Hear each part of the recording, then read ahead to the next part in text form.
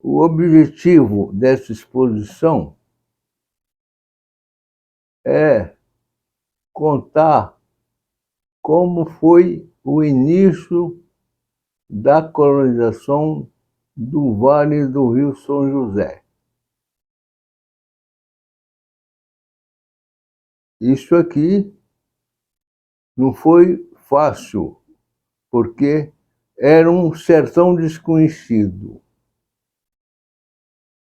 Nós vamos agora contar essa história por datas, a partir do governo de Jerônimo Monteiro.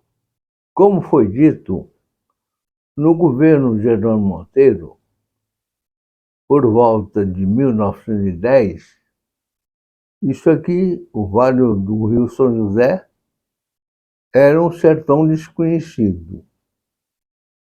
No norte do estado do Espírito Santo, só existiam 2 municípios. São Mateus, que era colonizado por baianos, e Linhares, que também, onde tinha também muitos baianos.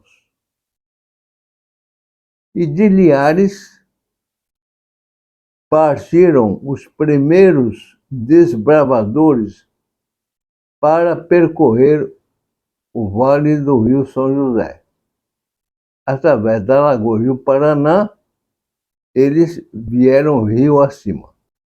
Em 1922, madeireiros de Linhares tiraram uma árvore de jequitibá enorme do Vale do Rio São José. E também nós temos conhecimento, através do livro O Desbravamento das Selvas do Rio Doce, de Nelson Belo de Almeida, que eles vieram até a Cachoeira da Onça. Isso em 1924. Nesse ano de 1924, assume o governo do Estado uma pessoa que tem alta importância em nossa história, Florentino Avisos. Depois de ter trabalhado na construção da Estrada de Ferro Leopoldina, em Cachoeiro, ele foi eleito governador do Estado. Isso significou para o nosso norte uma novidade muito boa. Como governador, logo que ele tomou posse, ele mandou abrir uma picada na mata entre Colatina e Nova Venécia. Saíram 2 frentes de foicheiros, uma de Colatina, outra de Nova Venécia. Essa picada, nós temos conhecimento de que ela passava pela Cachoeira da Cobra, perto aqui de São Gabriel da Palha. Entre as pessoas que foram contratadas para fazer essa picada, estava meu tio Bertolo Malacarne. E ele era muito bem relacionado com o povo do governo do Estado, recebeu autorização, ainda em 1925, para criar um povoado às margens do Rio São José, mais exatamente um pouco acima da Cachoeira da Cobra, na Cachoeira da Onça. Isso em 1925. Em 1926, o governador Florentino Avisos inicia a construção da primeira ponte de Colatina. O Estado estava muito bem financeiramente, porque já colhia uma boa receita vinda do café. E assim, ele projetou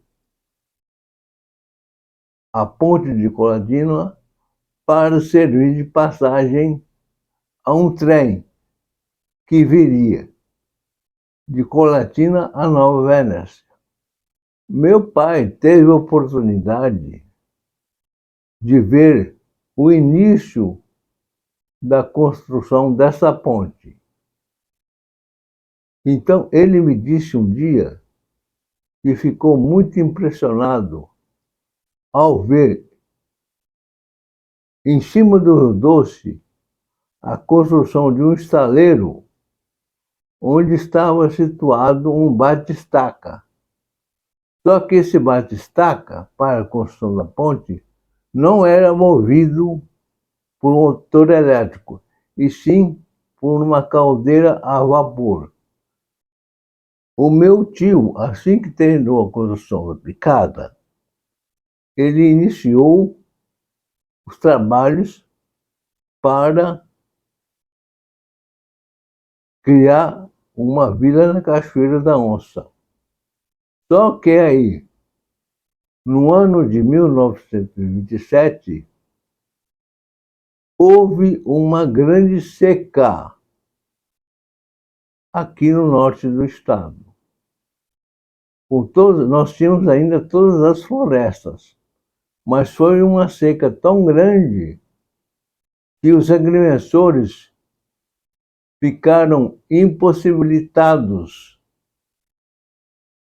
de fazer medição de terras, porque os pequenos rios secaram todos, e só o rio São José ficou com um pouquinho de água.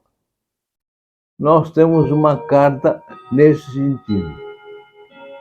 Um dos agrimensores, Mirabeau Calmon Fernandes, escreve uma carta a meu tio dizendo que ele podia dispensar todo mundo, porque não havia condições de fazer medições de terras. E, além disso, era muito perigoso trabalhar no Vale do Rio São José, porque quando chovesse, certamente iria acontecer muita doença de impaludismo, devido às águas que seriam acumuladas nas fossas. Então, em 1929, meu tio desistiu de promover a abertura de uma vila, de um povoado, nas margens do Rio São José. E veio aqui para o córrego São Gabriel, onde também ele tinha um pedaço de terra, e onde já habitavam um grupo de índios. Então, aqui, em 1929, foi que ele iniciou a construção do povoado de São Gabriel da Palha. Por que Palha? Porque ele era dono da terra e ele disse aos seus amigos o seguinte: quem construísse uma barraca de palha teria direito àquele lote de terra, passaria a ser dono daquele lote. Por isso, o nome de São Gabriel da Palha até hoje. Para tornar o projeto dele muito bem conhecido, em 1932, ele traz um grupo do Clube de Caçadores de Vitória para caçar na Cachoeira da Onça.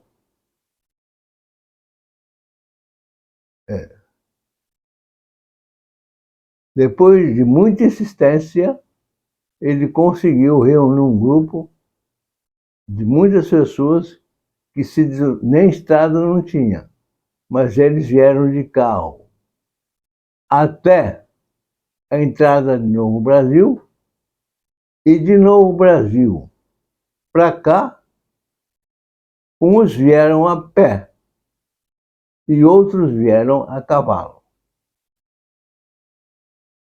Mas eles gostaram muito do que viram, porque realmente era uma região muito rica e muito bonita. Eles ficaram encantados com a Cachoeira da Onça. Apesar de que a barraca que o titio tinha construído era muito precária, havia muita caça e a cachoeira com as matas em volta era muito bonita. Nós temos uma foto que foi tirada por eles dessa cachoeira. E na mesma viagem eles tiraram também outra foto, no mesmo ano, montados a cavalo quando vinham para a Cachoeira da Onça. A relação dos nomes das pessoas que participaram dessa expedição. Se havia mais alguns participantes, e é provável, e havia, os nomes deles não constam da reportagem que foi feita e que foi publicado na revista Vida Capixaba, número 325, em setembro de 1932. Bom, é interessante observar o seguinte, que essas pessoas, apesar de terem ficado deslumbradas com a região, porque a região era muito bonita e rica, acharam que Bertolo Malacarne não daria conta do recado. E passaram um telegrama para o governador do estado, sugerindo que ele trouxesse gente de fora do estado, porque as coisas estavam muito difíceis para Bertolo. Mas Bertolo não desistiu.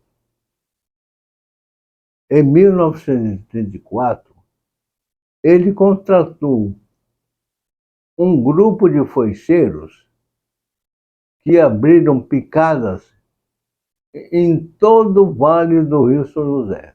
Abriram picadas na mata, em todo o vale do Rio São José. E assim, ele pôde trazer muitos colonos para cá, do sul do estado. Isso em 1934. Em 1936, vieram muitos poloneses também que já estavam em Águia Branca. Aí a colonização deslanchou. Porque, além de São Gabriel, os poloneses colonizaram também Vila Valério. Essa é a história da colonização, do desbravamento e colonização do Baixo Rio São José.